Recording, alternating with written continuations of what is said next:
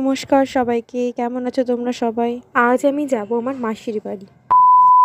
সকাল সকাল আমরা রেডি হয়ে নিয়ে বেরিয়ে পড়লাম স্টেশনে যাওয়ার জন্য। আমাদের ৯টায় ট্রেন ছিল, কিন্তু আজকের ওয়েদারটা এত বাজে ছিল, মনে হচ্ছে ভোরবেলা বেরিয়েছি আমরা।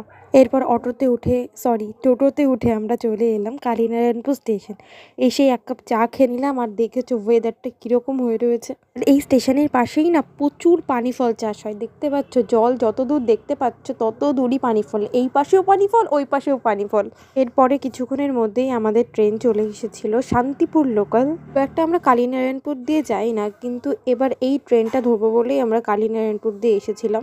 2 ঘন্টা জার্নি করে আমরা চলে এলাম শিয়ালদা থেকে আমরা সাউথের ট্রেন ধরেছিলাম। এরপর সাউথের ট্রেন ধরে আমরা ঢাকুরিয়ায় নামলাম, ঢাকুরিয়া থেকে অটো ধরেই বাড়ি। তো ভিডিওটা কেমন লাগলো অবশ্যই জানিও, আবার দেখা হবে অন্য কোনো ব্লগে।